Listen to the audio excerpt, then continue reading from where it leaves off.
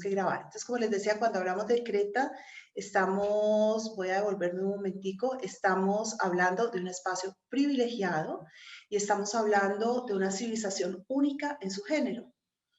Desde los orígenes, los seres humanos están en contacto entre sí y son seres que migran, que se mueven por el espacio, que van intercambiando conocimientos. Esa es una característica nuestra como Cromañón, como personas de la última cepa o de la cepa vencedora ante la naturaleza, como cepa humana. Y esto supone que hay un intercambio de conocimientos, de creencias, que nos dan unos elementos cercanos o similares en toda el área de la cuenca mediterránea. Pero lo extraordinario con Creta no es que comparta características con Egipto o con los pueblos del Asia Menor. Lo extraordinario de Creta es que da lugar a una civilización única en su género. Una civilización que hasta donde hemos descubierto nos da todas las pautas para pensar que era más pacífica que beligerante. Esto se debe a la ausencia de murallas, a la falta de presencia de armas y a que todo lo que hemos encontrado sobre ellas nos lleva en otra dirección. Creta está justamente en el centro del Mediterráneo oriental. Es un territorio particularmente fértil y se constituyó desde muy temprano en lo que llamamos una talosocracia, es decir, un gran imperio marítimo. Creta, además de eso, va a exportar desde el principio de sus tiempos arte. O sea, Creta va a exportar talento y en ese sentido va a llegar a alcanzar un nivel cultural y económico que verdaderamente llega a sorprender. Sus orígenes son tremendamente oscuros. No sabemos muy bien cómo apareció, de qué manera. Sí sabemos que desapareció hacia el año 1500 a.C. Y tampoco está muy clara la razón de su desaparición. El gran problema que tenemos con Creta es el que también va a explicar nuestro abordaje de hoy. Y es que Creta no nos deja un horizonte escritural, es decir, no nos deja una escritura que podamos interpretar. Hay una escritura en Creta, claro, lo que se conoce como el lineal A, pero no se ha encontrado nada similar a la piedra Rosetta que nos permita hacer una transcripción de ese lineal A al griego antiguo o al egipcio antiguo y desde ahí poder llegar a saber qué es lo que está contenido en las tablillas. Creta tiene básicamente tres grandes periodos históricos. Están datados de acuerdo con los contenidos arqueológicos y que se han podido ir encontrando. El primero de estos periodos va del 3500 al 2000 a.C., o sea que está en la fase de lo que es el Neolítico. El Neolítico supone una civilización que ya se desarrolló, una sociedad más compleja, supone dominio de técnicas para la agricultura y para la ganadería o para el pastoreo, y un arte muy refinado. Es más, lo que más nos habla de Creta es el arte y la mitología. En segundo lugar está el Minoico Medio, que va del 2000 al 1700 a.C. y que es el momento pleno de la civilización creto-minoica. Es el momento también en que Creta se vincula con otro desarrollo histórico griego muy sólido que es Micenas. También tenemos un segundo subperíodo del 1700 al 1400, justo en los tiempos en que se desarrollaría la llamada Guerra de Troya. Y finalmente está el Minoico reciente, que iría del 1400 al 1200 o 1100. Allí ya encontraríamos a los cretenses completamente sometidos a los nuevos dominadores de Grecia, que ya no van a ser los aqueos, que son los de Micenas, los que van a Troya, sino los dorios, un pueblo con unas estructuras distintas. Para empezar a hablar de Creta, vamos a empezar con la mitología. Y nos vamos a ir con un mito que conocemos de pronto allá de oídas, pero en el que no nos hemos detenido mucho. Y es un mito muy interesante. Es el mito de Zeus y Europa. Les aseguro, sin poder confirmarlo, porque no hay las fuentes históricas para hacerlo, que en este cuento, en este mito al principio, Zeus no estaba tan presente. El toro, seguramente que sí. Y Europa, total y absolutamente sí. Europa aparece en esta narración como hija del rey de Tiro, Agenor. Europa es una joven doncella de la que Zeus se enamora. Cuando nosotros nos acercamos a la mitología griega, no sé si a ustedes les pasa, pero uno dice, este Zeus, sí, mejor dicho, pero no perdona a nadie. Por aquí Zeus, por allá Zeus. Bueno, ¿quién es Zeus? ¿Qué es Zeus? Zeus es lo que se va a denominar una fuerza tónica, es decir, es una fuerza que canaliza digamos, el poder del universo y lo concreto. En el desarrollo posterior de Grecia, Zeus va a ser el encargado de que se cumpla el destino de los mortales. En esta parte de la narración, Zeus va a dar origen a una estirpe. Esa estirpe será la estirpe de los semidioses.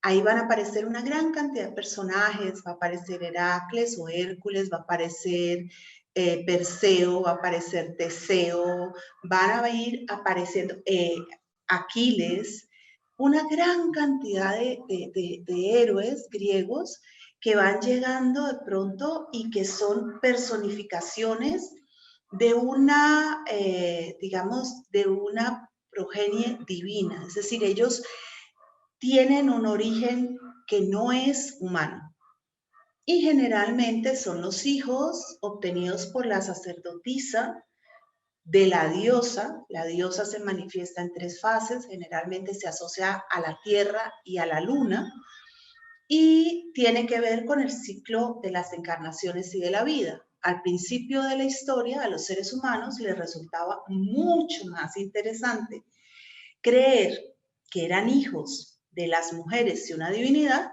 a que eran hijos de las mujeres y sus compañeros humanos. Porque al ser hijos de la divinidad podían adquirir esas características que eran propias de la divinidad y que los hacían estar en un espacio superior. Entonces, por eso Zeus anda por allí regando la semilla por todas partes y muy probablemente, como les digo al principio, no estuviera Zeus. Zeus se va a volver el padre de todos cuando lleguen los aqueos a este territorio, pero para eso falta un pedacito de tiempo. Volvamos al mito. Europa estaba en su reino, Zeus la vio, se enamoró de ella y decidió atraerla. Y para atraerla hizo aparecer un toro blanco perfecto y lo situó en medio de una manada de toros que tenía justamente el rey Agenor y llevó la manada justo para que se cruzara en la playa donde estaba la muchacha jugando con sus compañeras. Al principio ellas vieron los toros y se sobresaltaron, se atemorizaron, porque el toro es el animal que presenta la fuerza viril, es el que tiene esa capacidad de hacer tronar la tierra con sus pasos, es un animal fuerte, brioso, poderoso, es un animal emblemático en todas las creencias, desde el neolítico hasta la edad antigua, en toda la cuenca del Mediterráneo. Los toros son adorados de una manera u otra. Y entonces ella se asusta, pero el toro se queda manso y digamos, se echa en la arena. Y ella se siente atraída hacia él y Viene junto con sus compañeras, al principio lo miran, luego lo tocan, después trenzan coronas de flores que hacen relación a los carnavales y a las fiestas de primavera, a los rituales de primavera, cuando la sacerdotisa joven de la diosa, que personifica a Afrodita casi siempre, toma, o a Perséfone, toma un consorte y se une con él para procrear. Entonces ella le pone las flores y se sienta sobre el lomo del animal. Cuando ella se sienta en el lomo del animal, el animal se para y se mete en el mar y atraviesa el mar y se va llevándola hasta Creta. Es decir, Europa y el toro sagrado de Zeus son el principio de la civilización cretense. Y allí Zeus se transforma, toma una apariencia mortal, se une con Europa y a partir de allí ellos procrean y tienen 3 hijos. Esos hijos van a ser Sarpedón, Radamantes y Minos, que va a ser el título que va a tomar el gobernante de Creta. Entre tanto, Agenor se viene buscando a su hija, va bordeando las costas y a medida que avanza la va llamando Europa, Europa, Europa. Las gentes de las costas que oyen el nombre no saben qué quieren decir. Estas gentes están caminando el territorio, van a considerar que ese territorio se llama así, Europa. Bien, como les decía, después de eso, pues Zeus tiene que volver al Olimpo, pero antes de irse al Olimpo, pues no va a dejar a Europa sola y con estos hijos abandonada, sino que llama a Asterión, que era el rey de Creta, y le ofrece su benevolencia, su complacencia, su apoyo si él toma a Europa como su esposa y a sus hijos bajo su tutela. Y esta parte va a ser, digamos, muy importante porque nos cuenta cómo probablemente llegaron y de dónde llegaron los primeros pobladores o los pobladores que dieron origen a la unión desde la cual surgiría el pueblo cretense.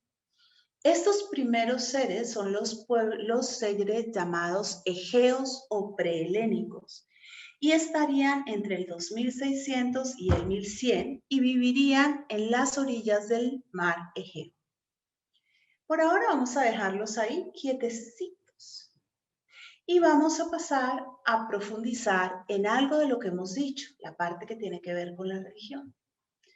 Nosotros no tenemos historia para hablar de Creta. Nosotros tenemos que aludir al mito y a la arqueología, que son una muy buena pareja. No crean que no. Hoy en día se ha podido rastrear muchos procesos uniendo estos dos. Y es importante, ¿por qué? Porque el primer principio ordenador que tienen las sociedades humanas es de carácter religioso. ¿Por qué? Pues porque los seres humanos han desarrollado el pensamiento les ha dado cosas terribles. Una de esas cosas terribles es la percepción del tiempo, el estado temporal que supone la añoranza del pasado, la constatación del presente y el anhelo del futuro. Y ese triple movimiento en el tiempo, que se parece al salto sobre el toro, ese triple movimiento en el tiempo, genera miedo, ansiedad, deseo. No quiero sufrir lo que ya sufrí. No quiero perder lo que ya gocé. Entonces, necesito alguna garantía. Igualmente me reconozco demasiado vulnerable, demasiado pequeño en el mundo y la presencia de la divinidad es algo que consuela. Las primeras formas de culto que los seres humanos estuvieron vinculadas a los animales y a las plantas. Es lo que se conoce como totemismo.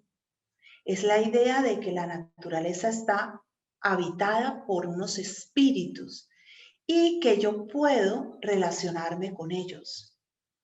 Si el animal o la planta es algo que yo no comprendo, yo no sé científicamente cómo funcionan, yo no sé por qué la abeja me pica, ni entiendo por qué hace miel, ni entiendo por qué fabrica cera, pero resulta que la miel me es absolutamente preciosa y la cera ni se diga. Entonces, si yo pienso que esa abeja es como yo, podemos hacer algún tipo de acercamiento. Podemos hacer algún tipo de cuidado mutuo. Yo te doy algo, yo te protejo y tú me proteges. En Creta encontramos una gran cantidad de manifestaciones animales que están asociadas con la primera religión, lo que nos permite saber varias cosas. La primera es que no hubo un único origen, o sea, no todo el mundo llegó de los mismos lugares. Y en segundo lugar, nos permite saber que ellos tuvieron que decantarse, tuvieron que ir escogiendo, ¿será este, será aquel? ¿A cuál me le voy a ir? ¿Con cuál me quiero identificar? ¿Con cuál me puedo identificar? En primer lugar, encontramos representaciones en la orfebrería cretense. El arte de Creta ha sido considerado una de las manifestaciones artísticas más elevadas de toda la historia de la humanidad. Y dentro del arte de Creta, la orfebrería cretense es de una delicadeza, de una, digámoslo así, finura, de un contenido simbólico desbordante. Tanto así que nosotros no lo valoramos simplemente por antiguo.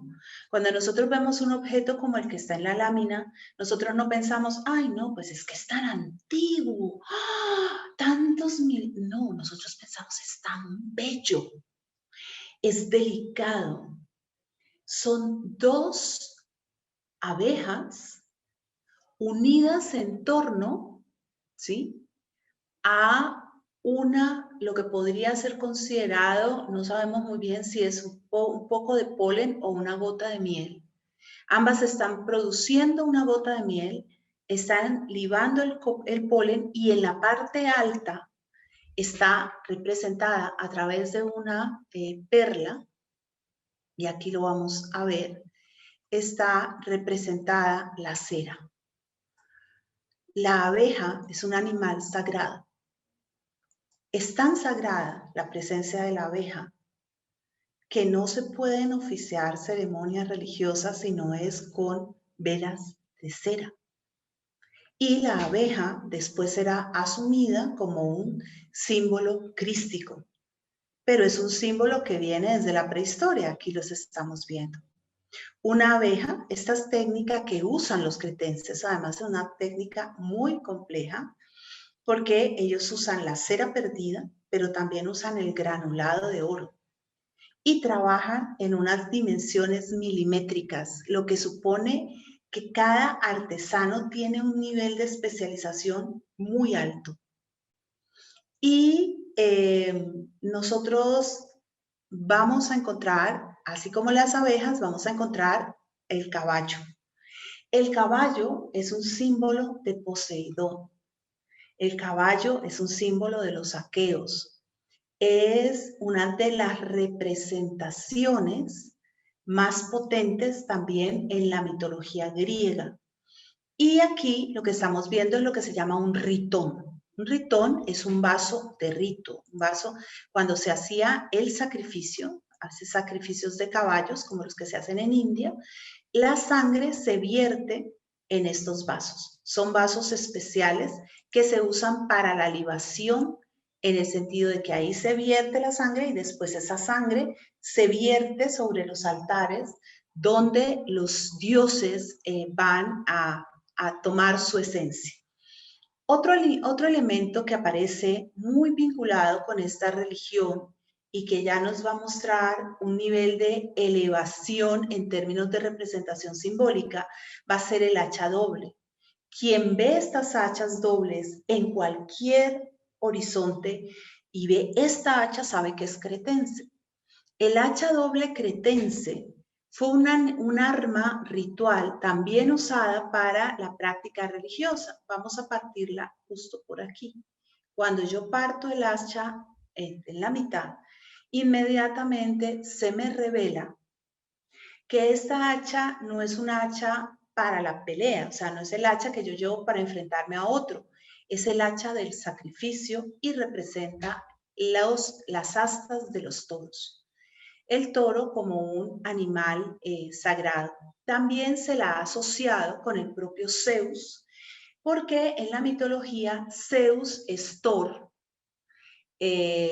está también asociado, espérense que no vaya a decir yo algo inadecuado, con los dioses, ahorita me voy a acordar bien, porque no es Vishnu, tampoco es Indra, ahorita me acuerdo, con los dioses de la India. Y aquí los vemos como una de los elementos más marcantes dentro del paisaje del Palacio de Naxos y en todos los palacios cretenses. Creta fue llamada en la antigüedad la de las 100 ciudades. Y cuando uno dice, no, pues los 100 ciudades en Creta, eso es tan chiquito como va a tener 100 ciudades, realmente se han encontrado una gran proliferación de pequeños asentamientos. Aparentemente la mayoría de estos asentamientos eran de forma o de origen palacial. Quiere decir que tenían centros político-administrativos a partir de los cuales se organizaba el proceso de producción de objetos de arte que eran llevados a diferentes lugares de las cuencas mediterráneas e intercambiados por una gran cantidad de objetos traídos del exterior. Y este sitio, que está casi siempre en los patios de los palacios, se considera el sitio más importante de culto. Así que ese toro en que llegó a Europa no fue simplemente parte de un relato. El mito no es un relato simple, el mito es una forma de saber muy difícil de interpretar porque es un saber que está encriptado. Entonces, cuando uno empieza a abrir un mito, es como cuando uno desenrolla una madeja de hilo y salen y salen y salen y salen lanas y lanas y lanas y lanas. Y uno dice, ¿a qué horas esto se volvió tan grande? Porque lo que el mito hace es cerrar el conocimiento y dejar que se vaya desenvolviendo conforme va siendo necesario. Entonces aparecen los toros. Los toros serán finalmente el animal determinante en el horizonte de la creencia cretense. Toda Creta se organiza en torno a la figura del toro. Toda Creta, y ya lo vamos a ver, se constituye en Minotauro. El minotauro no es un animal medio humano, medio toro. Minotauro son todos los cretenses. Y esto supone que este símbolo se hizo el más sensible por varias razones. La primera, probablemente por los vínculos geográficos e históricos. El hecho de que el hacha doble parece estar y está presente en toda la región anatólica. El hacha doble está vinculada con los pueblos mesopotámicos y también está vinculada con las formas más profundas de culto a esa virilidad, esa fuerza vivificante del toro. El toro es al mismo tiempo un animal que puede atacar y ser temible o puede apacentar y dar origen a la formación de la cultura.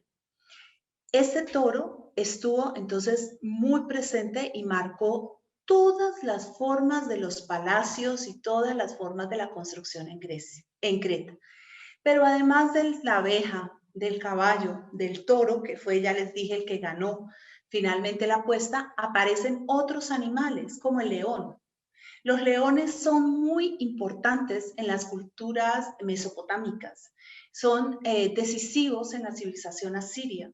Sin embargo, aunque en Creta el león está presente, no es el animal que determina, no es el animal que ellos eligen como origen. la manera en que los pueblos escogen estos orígenes, la manera en que los pueblos hacen la afiliación totémica, tiene que ver muy probablemente con las creencias más acentuadas en sus lugares originarios. En este caso, ganó el toro, porque como hemos visto, ellos venían, ¿sí?, de la Europa occidental. Y allí el toro era más importante, más significativo. Bien, pero no solamente estaba el toro, estaba Europa. Y Europa, ya lo decíamos, aparece como una forma sacerdoticia de la triple diosa. La triple diosa madre.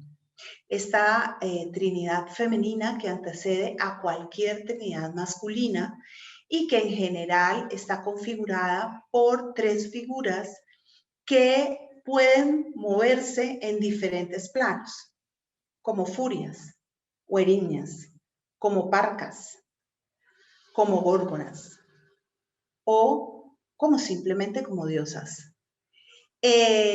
Incluso estaba cayendo en cuenta, hablando de Micenas, que esta trilogía hay un momento en que tiene una fase masculina en la parte del Asia Menor, y entonces son Leto, Artemis y Apolo. Pero en la región cretense, y en la religión, en esta parte, vamos a encontrarla más fácilmente afiliada a tres formas. La primera va a ser Afrodita, Hera y Atenea, donde Afrodita es la diosa joven que toma marido, Hera es la esposa, la que protege los partos, y Atenea es la vieja, es la anciana, la que mata. Y también la vamos a poder encontrar como Artemis, la podemos encontrar también como Afrodita, Hera y Artemisa, o Afrodita, Leto y Artemisa. Y también la podemos encontrar en la figura de lo que van a ser Perséfone, Deméter y Hécate. Es decir, siempre es tres ciclos, como tres ciclos lunares. La forma de proyección es netamente femenina y está vinculada a los ciclos femeninos en relación con los ciclos de la Tierra, y está vinculada a la fecundidad, está vinculada al cuidado del nacimiento y al cuidado de la muerte. En las civilizaciones antiguas, como la civilización cretense y la civilización griega, fuera del ámbito de la guerra, los hombres no deben estar presentes en el momento de la muerte. El momento de la muerte es un momento que se circunscribe al ámbito femenino. Cuando un hombre se muere rodeado de mujeres, porque se considera que la muerte contamina y que las mujeres son más resistentes a la muerte que los hombres y son más fuertes físicamente para sobrepasar la enfermedad. Y en los partos los hombres estaban lejos, estaban aislados, porque se consideraba también que los hombres, el momento de la muerte, del parto es un momento que se acerca mucho a la muerte. Es un momento que se considera liminal, como una ventana, como una puerta, en el que las dos realidades de vida y muerte se acercan mucho.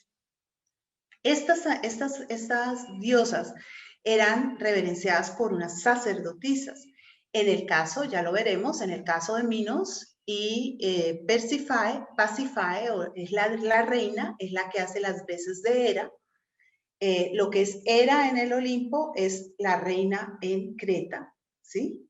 Y ellos representan, Minos va a representar a Zeus y Pasífae a Hera. La unión de ellos dos va a dar como resultado el Minotauro. Y se encontraron entonces en Creta estas estatuillas. Estas son las más antiguas, las más antiguas. La figura aparece con las manos puestas de frente en actitud de adoración. Miren ustedes lo que tiene en la cabecita. La cabecita es súper interesante. Tiene tres serpientes. ¿Por qué serpientes? Porque la serpiente es el animal que representa la oscuridad, representa la reencarnación, representa el contacto entre lo que está sobre la tierra y lo que está debajo de la tierra. Entonces es un animal enigmático, y las cretenses lo usan recurrentemente y lo usan enrollado en sus brazos, así lo vamos a encontrar más adelante, y bailan con ellos en una serie de danzas rituales pidiendo fertilidad, y aparecen siempre con los pechos al descubierto. Esta diosa de las serpientes está entonces presente básicamente en todos los hallazgos arqueológicos de la isla. Y en otros momentos encontramos que sobre la cabeza del tocado de la diosa hay una especie de gato o de pequeño felino, que también aparece como un animal nocturno, y vemos en este caso, esta es una réplica, pues las dos serpientes en la mano. Aquí la vemos en una estatuilla original. Esta diosa es una especie de diosa o de reina de las fieras. Ella se encarga, denme un segundito por favor, ella se encarga fundamentalmente de organizar la relación con la naturaleza, y es la que ejecuta todo el culto. Ella es la que entra al laberinto. Ella equivale también a Artemis, la cazadora, la que mata, ¿sí?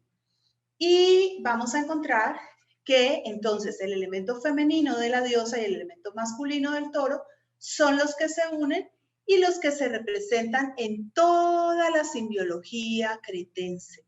Todos estos altares cretenses, estas figuras han sido encontradas en una gran cantidad de hallazgos arqueológicos, y se supone, de acuerdo con este mito de fundación de Zeus y Europa y de la relación entre la diosa y el toro, que se hacían sacrificios. Parece ser que originalmente estos sacrificios eran de los reyes solares que se casaban con estas sacerdotisas del toro, y que podían tener que ver con el mismo hecho de casi que ofrendar la vida saltando el toro. Luego parece que los saltos al toro se tornan más en unos procesos iniciáticos de crecimiento y de desarrollo. Lo cierto es que ambas creencias están totalmente vinculadas, y aquí aparece uno de los elementos más importantes de toda la consideración de la cultura cretense, y es el hecho de que las mujeres son las que ofician la religión. Las mujeres son las que presiden el culto sacerdotal. ¿Cuándo cambia esto? Cuando llegan los aqueos. Cuando llegan los aqueos, si ustedes han leído mitología griega, una de las primeras cosas que te dice la mitología griega es que después de que Zeus mató a Cronos, persiguió y violó a Hera y la constituyó en su esposa contra la voluntad de ella. Es decir, estas sacerdotisas quedaron bajo el control de los varones. Miren ustedes la representación, las dos serpientes que después van a aparecer en el caduceo, y que son las que traen consigo la salud. El toro aparece representado en todo el arte cretense. Miren estos vasos rituales y díganme si no son una cosa espléndida. Lo que se va a demorar el arte griego en volver a adquirir una calidad similar o cercana a la del arte cretense es impensable. O sea, es un naturalismo absolutamente delicioso. Además, porque son piezas, como les digo, son piezas muy pequeñas, y son piezas en las que los artesanos hacen una gran cantidad de trabajos de esmaltado y digamos, de incrustación de piedras preciosas sobre piedras preciosas. En cuanto a la manera como los cretenses se celebraban a sí mismos, celebraban su vida, oficiaban esta religión, nosotros sabemos que la mayoría de ellos estaban vinculados con el toro, y que se constituían fundamentalmente en estas formas de saltar el toro, que eran practicadas por los jóvenes y las jovencitas cretenses. Sabemos que era una práctica que desempeñaban unos y otras. ¿Saltaban todos? No sabemos. ¿Cuántos saltaban? Tampoco sabemos. Creemos que cuando Teseo llega a Creta con los jóvenes atenienses que vienen como ofrenda sacrificial al Minotauro, realmente ellos a lo que vienen es a dedicarse a esta forma de práctica que tiene que ver entre lo atlético y lo netamente religioso. Y vamos entonces a ver que esta taurocaptasia era algo que representaba para los cretenses varias cosas. En primer lugar, la fecundidad. En segundo lugar, la fortaleza.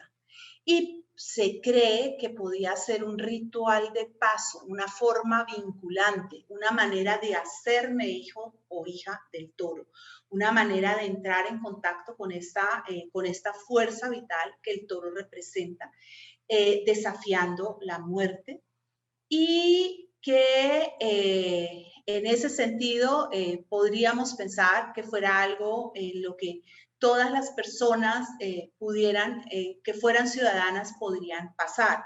Ahora, no tenemos conocimientos de esclavos en Creta.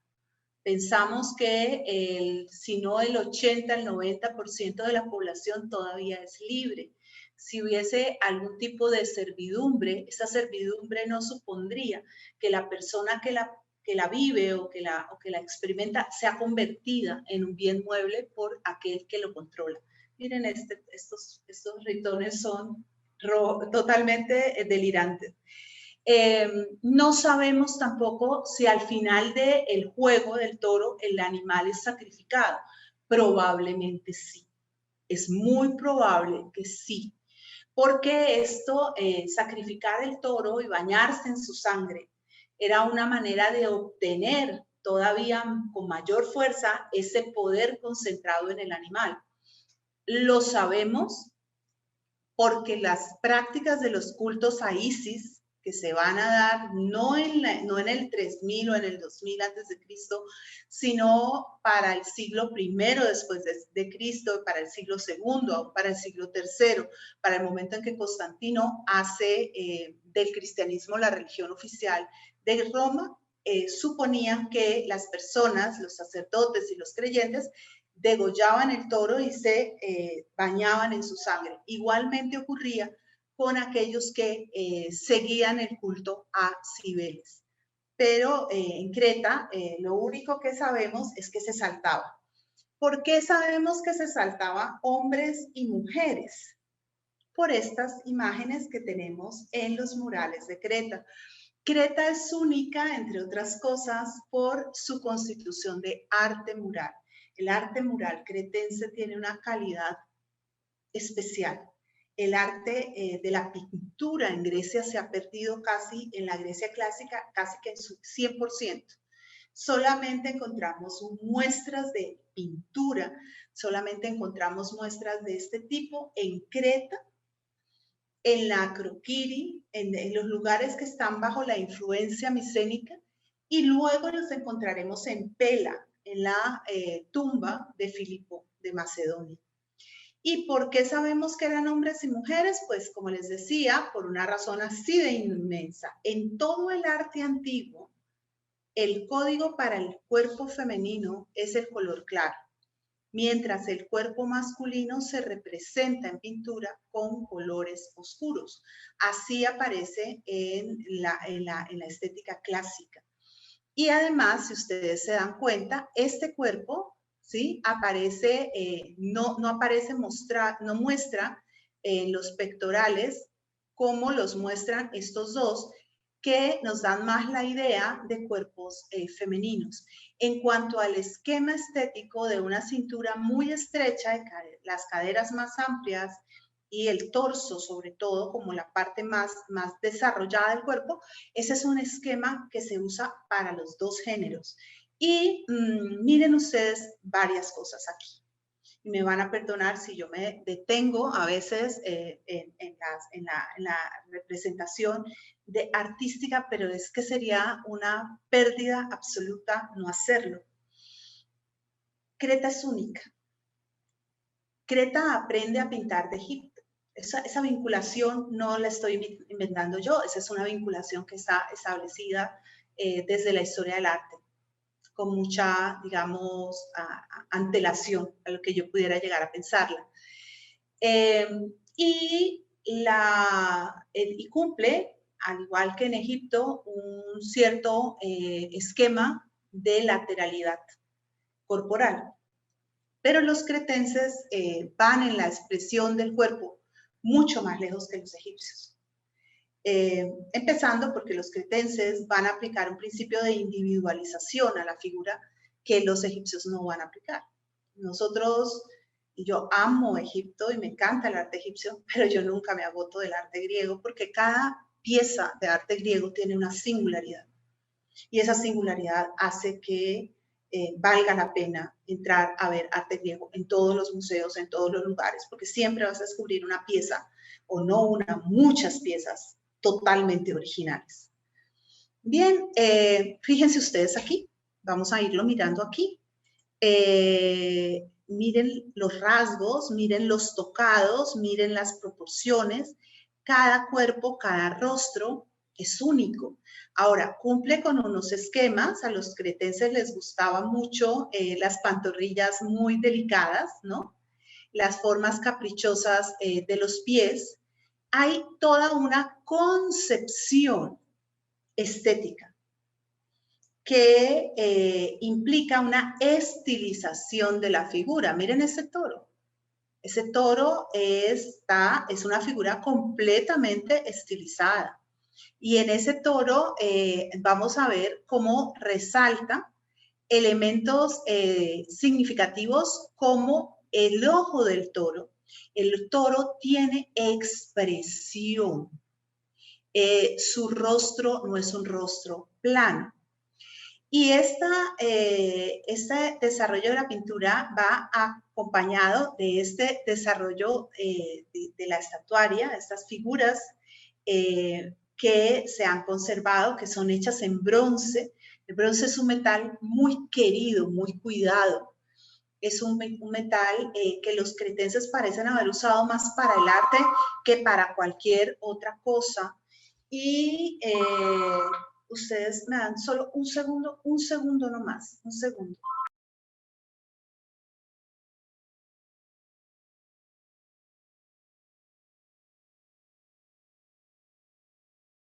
Listo, ya.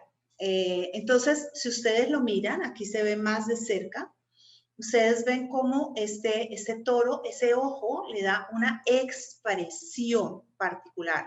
Miren esto. Dígame si esto no es mucha belleza. Esta es una escultura de marfil. Estamos 2000, 1500 antes de Cristo. Para que el arte griego llegue allí, tienen que volver a pasar casi 1000 años. Es una cuestión verdaderamente aterradora. Esta capacidad que tienen los cretenses, esta sensibilidad estética. Moldear los cuerpos en diferentes maneras. ¿De dónde vienen estas figuritas? Todas estas figuritas son lo que se llama figuras votivas y se vuelven un arte, una figurilla que se puede dejar en el altar del dios, en el templo del dios, ante la presencia de la divinidad, con el propósito de que la divinidad se sienta acompañada.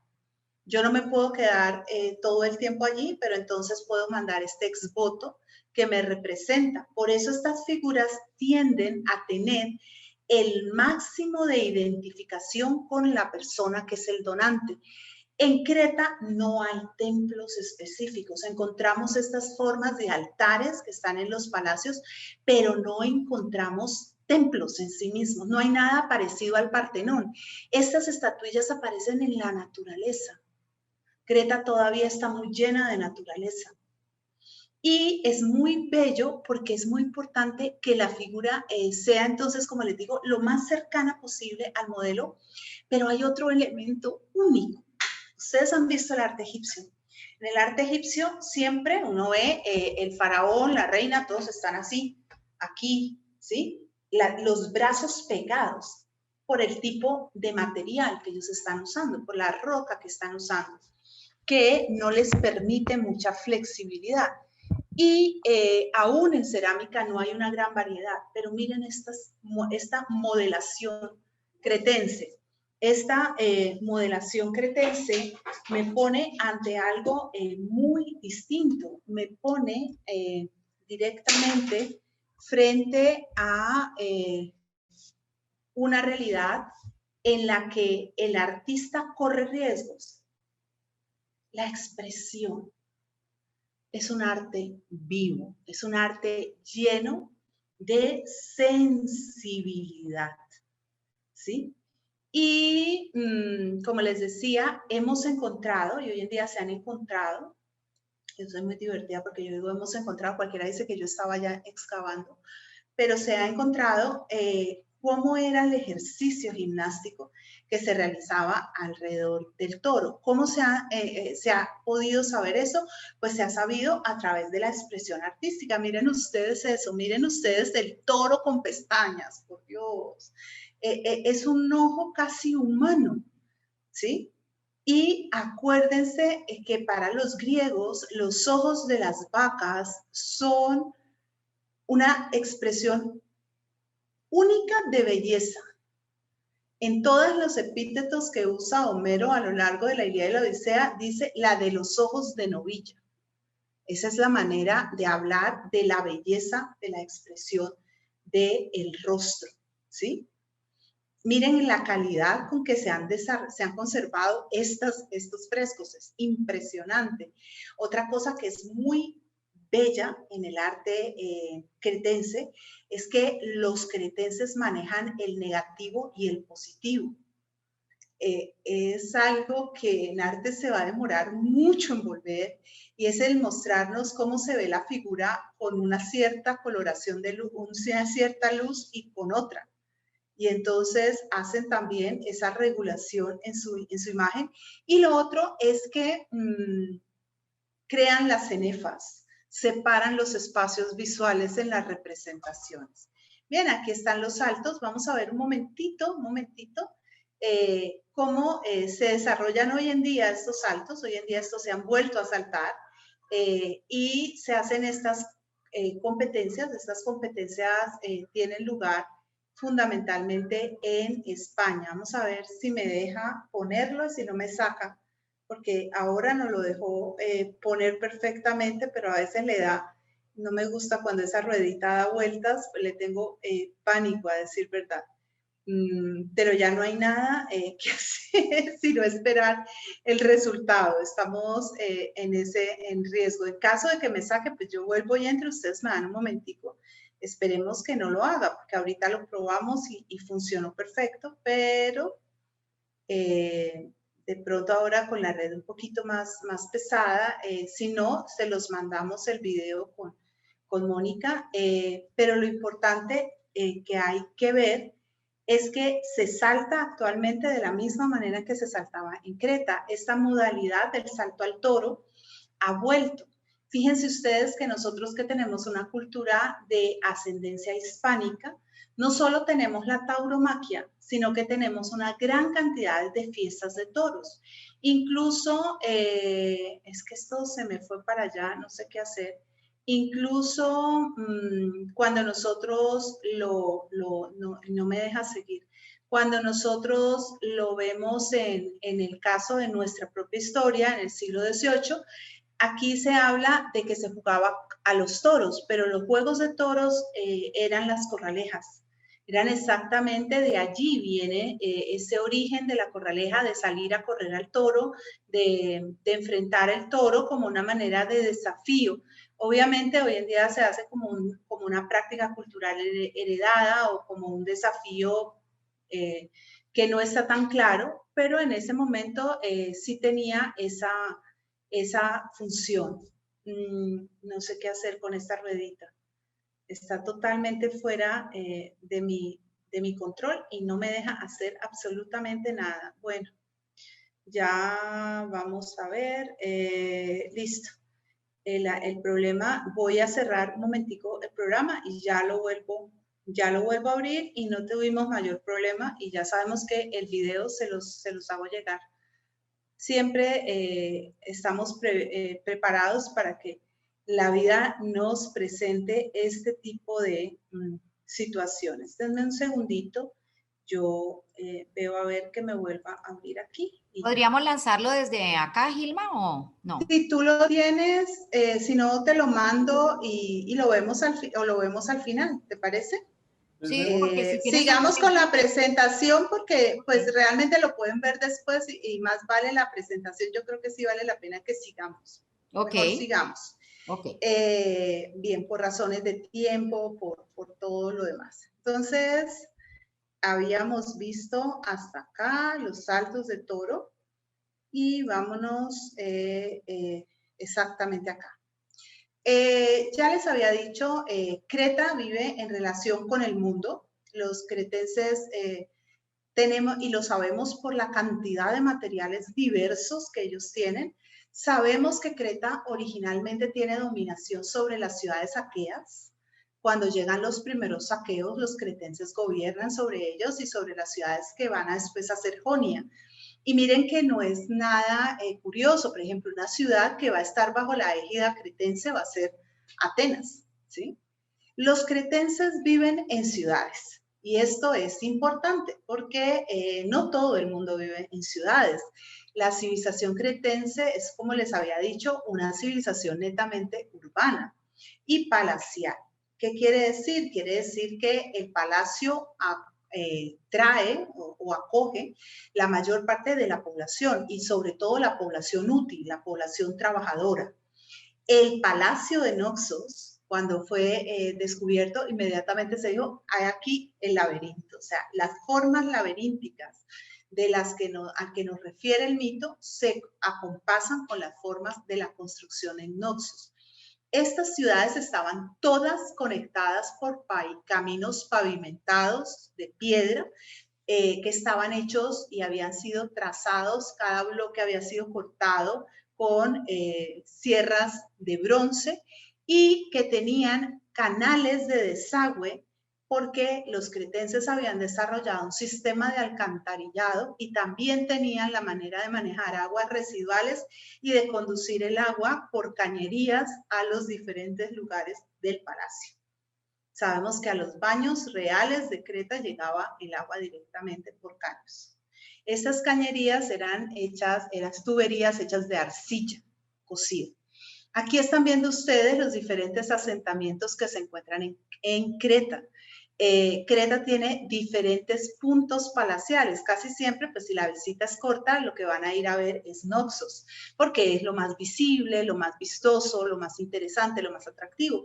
Ahí están ustedes viendo, ¿sí? Perdóname, es que creo que no estás compartiendo la pantalla. No, ¿no la están viendo? No. Ay, Dios, claro, me salí. Qué pena, ya me devuelvo y ya les muestro. Ay, gracias por decirme.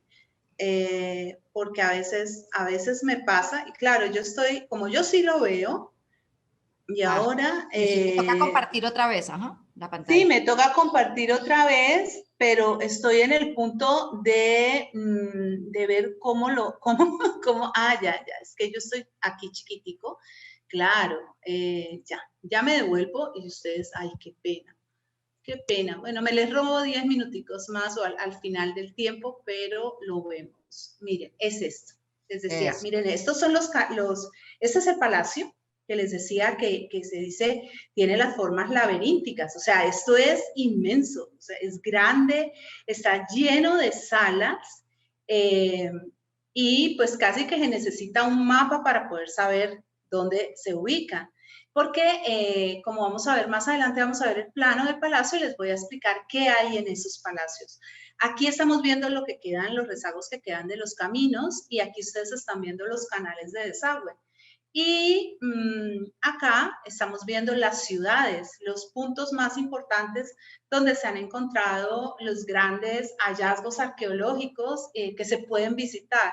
No todos los hallazgos, no todos los sitios arqueológicos son visitables, porque curiosamente con los que se han encontrado ahora, más cerca, son de donde se han obtenido la mayor cantidad de objetos y la información más valiosa, se han preservado del turismo justamente para que no haya contaminación, es decir, para que el turista no vaya a trastocar las cosas.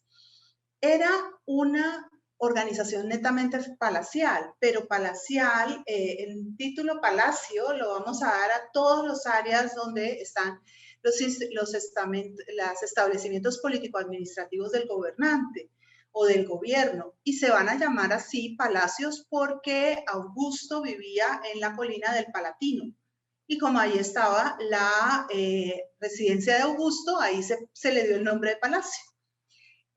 Realmente son grandes complejos. El que se ha denominado el Palacio de Naxos, que se considera el palacio más importante por su tamaño, tiene diferentes recintos. De acuerdo con la decoración que tiene y los frescos que hay en él, se ha establecido el uso que cada espacio debió tener. Las columnas cretenses son únicas en su forma. Es casi una columna dórica invertida. Son columnas en las cuales el área del basamento es más estrecha y la parte que tiene que ver, digamos, con el capitel es más ancha. Estas columnas eran, en principio, columnas de madera y estaban supuestamente pintadas. Los colores no están totalmente claros. Y no están totalmente claros porque cuando esto se descubrió todavía era muy temprano y al parecer se pintaron así siguiendo el esquema de rezago de color que quedaba en algunas de ellas. El palacio era, entonces, al decir que Creta es una civilización palacial, ¿qué nos está diciendo? Ah, que viven en el palacio. Sí, eso es cierto. Que se gobierna desde el palacio. Es cierto. Se administra desde el palacio. También. En el palacio se reúnen los excedentes productivos. En el palacio cretense funciona como una fábrica, una mega fábrica diversa. O sea, quiere decir que los mejores artesanos de Creta habitan en el espacio del palacio. Ahí están los funcionarios, ahí están los sacerdotes y allí están toda una gama de personas. Un pequeño espacio dentro de ese palacio es dedicado a el área habitacional de la familia real. ¿Cómo gobernaban? No sabemos. No tenemos ese horizonte, solo desde el mito podemos pensar que habían una pareja regia, que la reina era la encargada de transmitir, óiganme bien, el derecho al trono. Y esto es importante que lo tengan claro para que entiendan por qué cuando París se llevó a Helena no se llevó una mujer, se llevó el derecho a un trono y a unas rutas de comercio que eran las rutas que estaban afiliadas a la herencia de Helena, ¿sí? Eso les da la idea de la trascendencia de estas mujeres en estos tiempos. Y el rey es el encargado de no solo procrear, sino también orientar el gobierno y organizar las campañas militares que puedan llegar a tenerse. Bien, encontramos que estos edificios son totalmente orgánicos, es decir, están vinculados los unos a otros y llegan a tener las dependencias del palacio llegan a alcanzar los 1500 kilómetros. Aquí vemos la huella en cimientos, ¿sí? De lo que es uno de estos palacios. Y si ustedes lo ven, ustedes perfectamente me dicen, Gilma, eso es, haz de cuenta, ¿sí? Haz de cuenta, eso es el laberinto. ¿Sí? Tal cual. Acuérdense que, de acuerdo con el mito, Dédalo, el gran ingeniero, porque es más ingeniero incluso que arquitecto, y el gran artífice griego, hace el laberinto para Minos, para que éste pueda encerrar ahí el Minotauro. Y el área más amplia de este espacio palacial, que es este rectángulo, es la parte del patio, donde generalmente se celebran las fiestas y los juegos del toro. Tiene esa, digámoslo así, esa finalidad. Ay, se me fue. Bien, ahí vemos el palacio. Encontramos el Salón del Trono, que se ha supuesto que era por la decoración, que era el sitio desde donde el rey de Creta presidía las reuniones. En este momento no podemos pensar en una monarquía donde el rey de órdenes autocráticas diga usted hace tal cosa. No, para nada. Es todo muy concertado, las relaciones sociales son más igualitarias que desiguales. La sala de las hachas, que ahí se encontraron estas hachas de hasta 2 metros de alto.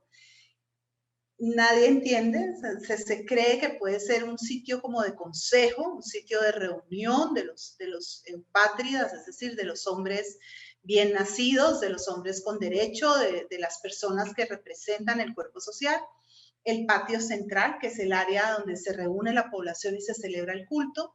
El propileo y el acceso sur del palacio y los almacenes reales. En las áreas de los propileos estarán el megarón del rey y el megarón de la reina. En estos palacios se han encontrado estas tablillas. ¿Se acuerdan que se los dije? El famoso lineal A, que no sabemos qué quiere decir. Más adelante aparecerá otra escritura que es el lineal B. De ese lineal B lo que se ha podido entender es que son cuentas, es decir, son recuentos de alimentos, materiales, cosas que se han hecho. El basamento de los muros de los palacios cretenses es hecho en piedra y con escombros. Y ya los muros superiores, todos hechos en adobe principalmente, lo que es muy fresco. Ahí están viendo ustedes los cimientos y están viendo los basamentos, el grosor de los muros. Y algo que quiero que se fijen, ustedes están viendo acá, ¿sí? Y acá estamos viendo los grandes silos donde se guardaban principalmente grano, aceitunas, aceite de oliva. El aceite de oliva se usa en diferentes grados de calidad como combustible y también como alimento, ¿no?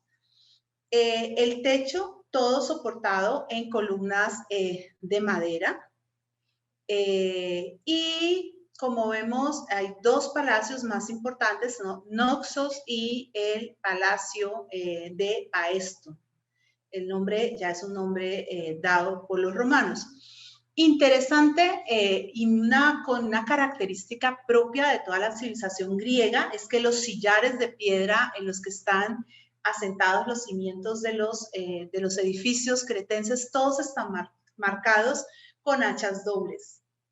Lo que muestra que había maestros canteros que trabajaban para la Casa Real de Creta, y que estos maestros marcaban su producción para patentar la calidad de la misma.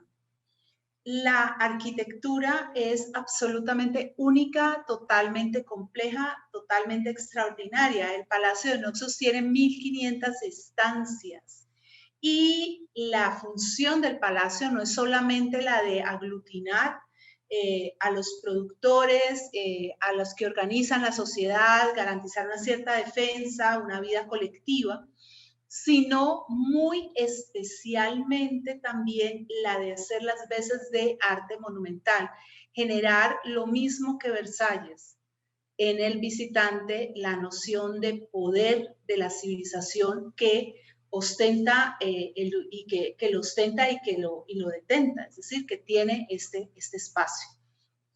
Y lo más inusual es justamente el que no se defiendan. Y uno dice, no, pues es que vivían en una época tranquila. No, no viven en una época tranquila, viven en una época de gran amenaza. Entonces eso te lleva a preguntarte, ¿qué llevó no a los cretenses a no tener murallas, sino qué llevó a los egipcios, qué llevó a pueblos como los asirios, a los pueblos del mar, a los fenicios a respetar a Creta?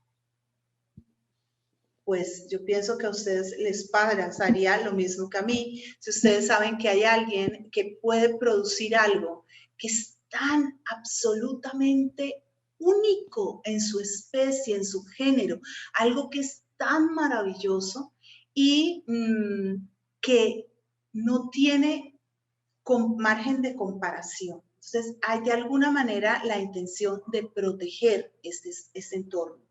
Y nosotros lo vamos a ver. Ahora, alrededor del palacio, el solo patio tiene 1.250 metros y se conecta con las dependencias por dos corredores, uno al norte y otro al sur. Aquí vemos el interior del Palacio de Heraclión. Y cuando ustedes ven el interior del palacio, pues encuentran que hay una parte de los techos, pues que obviamente se ha caído. Están los basamentos para las columnas, que aquí están. Miren los sistemas de ventilación. Pero lo otro que es absolutamente inquietante en relación con estas construcciones vuelve a ser el horizonte estético. El hecho de que el arte cretense no es como un arte, como es el arte asirio. En el arte asirio vemos la leona herida, vemos los esquemas de caza, vemos un arte que intimida. Vemos en el arte egipcio un arte para el más allá. El arte cretense es el arte del gusto, del placer estético, de la vida. Es el arte más original de toda la antigüedad y eso es mucho decir. Miren ustedes esta escena que es de Acrotiri, que son los monos azules, ¿sí? Y ya lo vamos a ver más de cerca.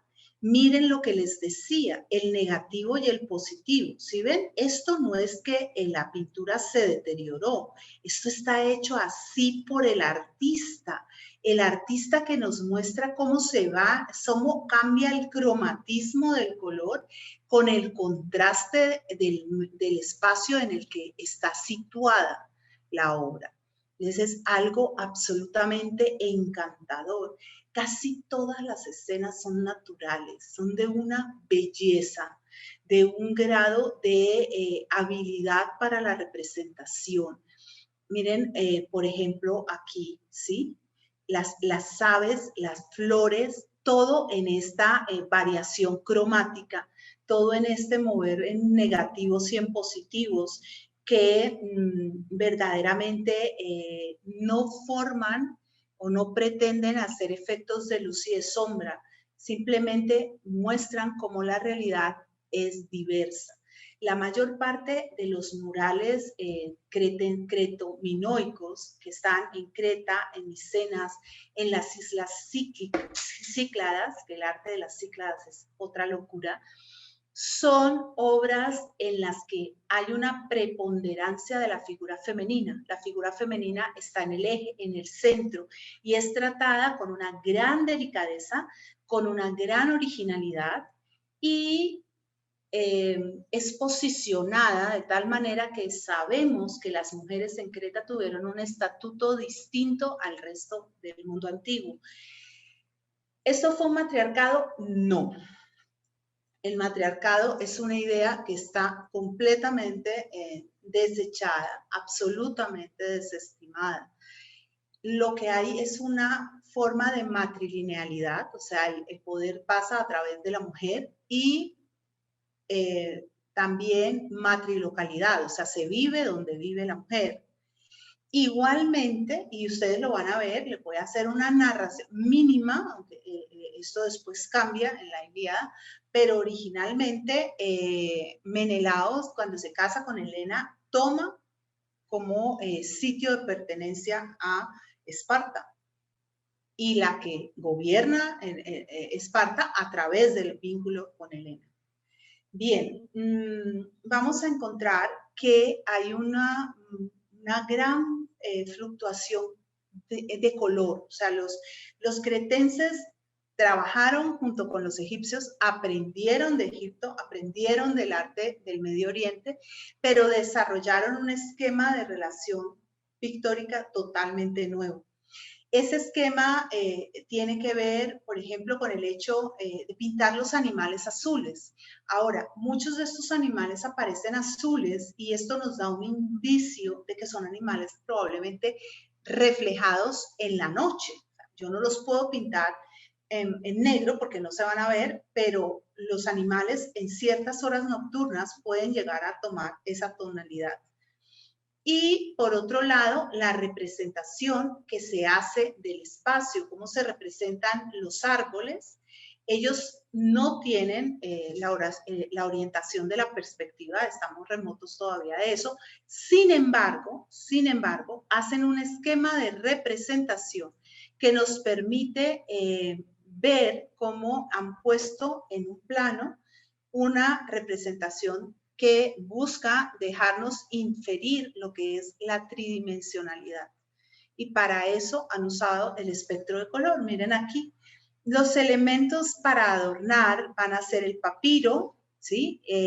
Aquí en este caso el jaguar. Miren ustedes una forma de cisne, o sea, toda una variación. El hecho no es solamente mostrar el animal en un principio de utilidad, sino que recoge esos elementos que ya están presentes en el arte neolítico y que los encontramos en Altamira y que los encontramos en las grandes cuevas prehistóricas, que tienen que ver con el sentido de lo bello, con la proporción. Estos animales están proporcionados, pero no solamente tienen la dimensión de la proporción, el tamaño, sino también la expresión. Los animales de la pintura cretense tienen expresión, están dotados de esa característica y singularidad. Cada uno de estos monos es único en su género. No hay dos iguales. No hacen la replicación.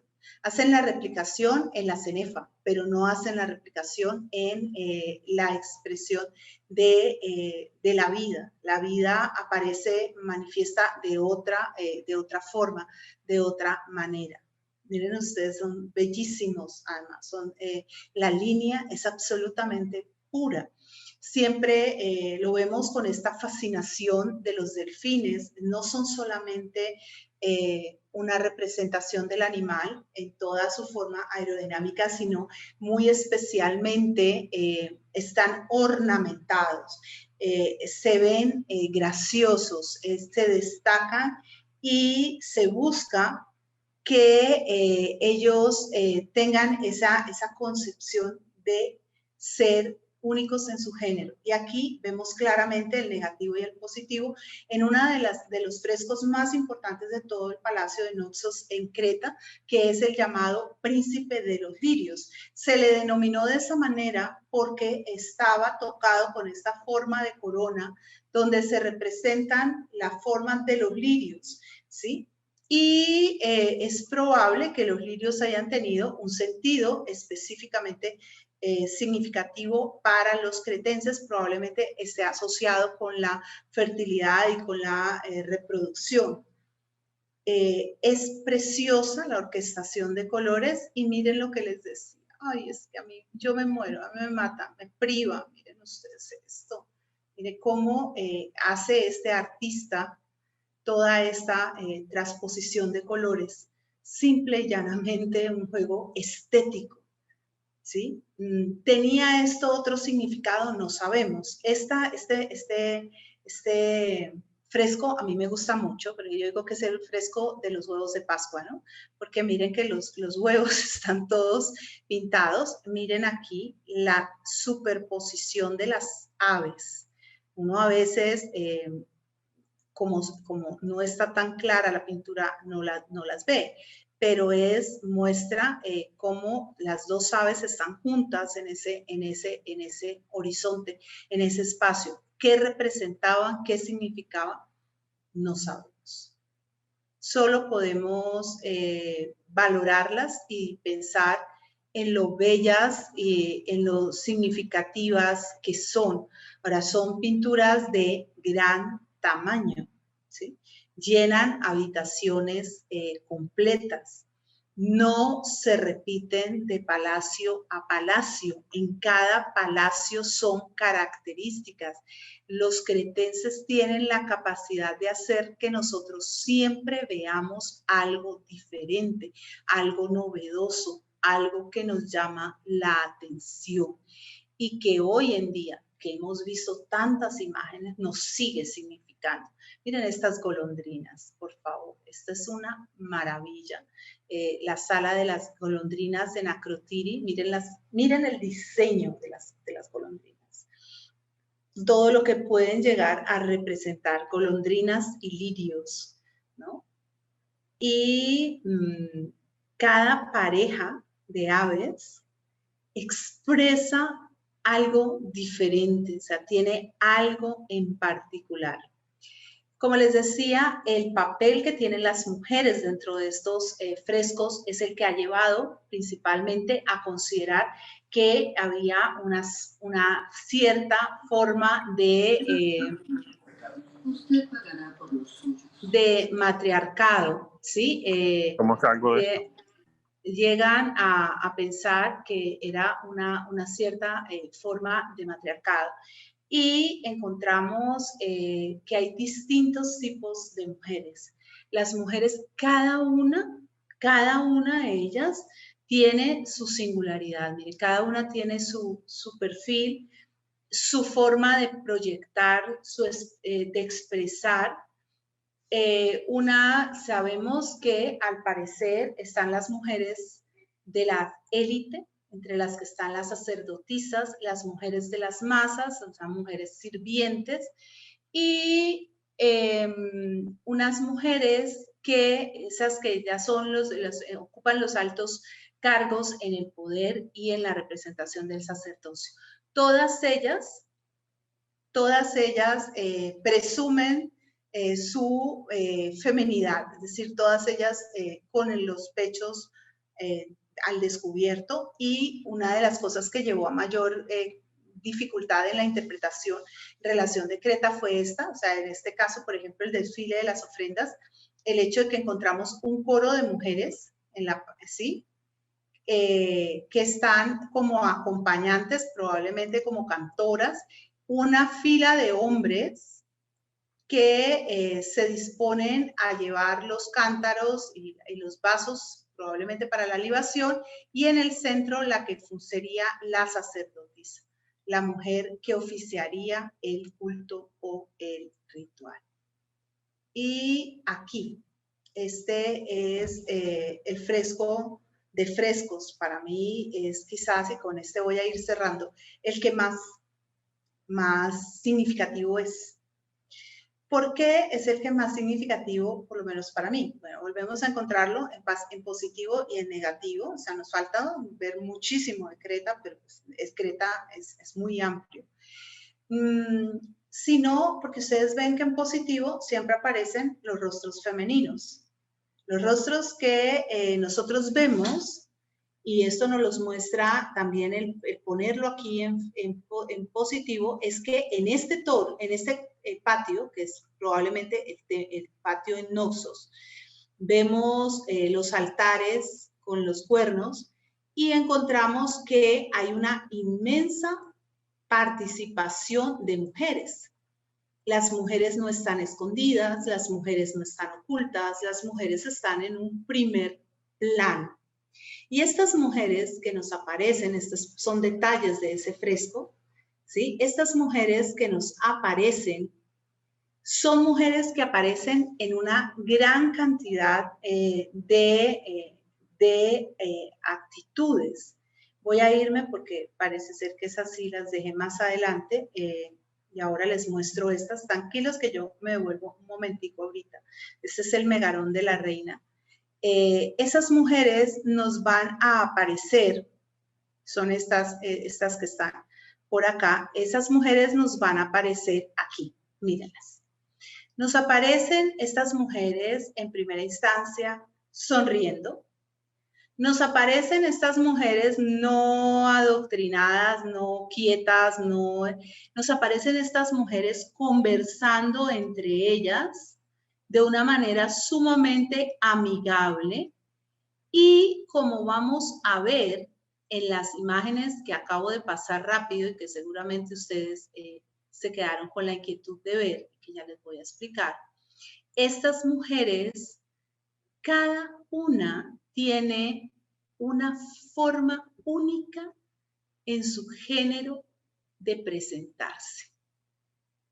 El artista a cada una le hace un cachumbito, le hace la nariz, le pone el ojo, le pone la mano, le pone más o menos perlas, le da identidad. No hay esa regularidad que uno encuentra en otros esquemas de arte. Y además de la expresión que está manifiesta en los rostros, está la expresión en las manos. Las manos del arte cretense tienen una vida particular y muy propia. Ahora, los espacios palaciales parecen corresponderse también con una preferencia en femenino. Una de las áreas más bellas del Palacio de Naxos es el Megarón de la Reina, un área completamente decorada con delfines, que son el animal de Afrodita, rosas, que son la flor de Afrodita, espirales que hacen la relación de la proyección de la vida hacia la eternidad, e imágenes de mujeres. Y esta es una reconstrucción que se hace hoy en día. La idea es que en ese Megarón de la Reina no sabemos ni podemos pensar que haya un harem, como podemos ver en las sociedades asiáticas. Es probable que allí se reuniera la reina con toda su corte de sacerdotisas, hijas, amigas, hermanas, y estas mujeres pasaran buena parte de su tiempo en juegos, cánticos y prácticas religiosas. Adosado a ese megarón están las salas de baño y las bañeras de terracota y las letrinas muy bien realizadas. Dentro de las cosas más interesantes está el que los escalones de los edificios estén casi que regulados a escala femenina. Es decir, no son más bajos de lo que regularmente son los escalones en las otras civilizaciones. Y aquí ustedes están viendo, bueno, hay dos cosas, están las formas de sarcófago y las bañeras. Muchísimas bañeras que nos permite pensar que estas mujeres disfrutaban enormemente del placer de acicalarse y de bañarse. Acá otro elemento que es muy importante es que no encontramos ningún tipo de mural en el que las mujeres aparezcan cuidando niños, amamantando niños, no, para nada. Su función es netamente palacial, cortesana, están en prácticas religiosas, pero ninguna en una disposición doméstica.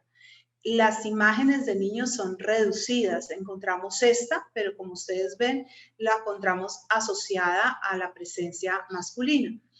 Y sí creemos que obviamente las mujeres en Creta debieron desempeñar también las tareas y los oficios domésticos, que es muy probable que ellas se encargaran en parte de las tareas domésticas y también de las crianzas de los niños. No sabemos qué tanto pudieron participar de las funciones de artesanado o a función artística.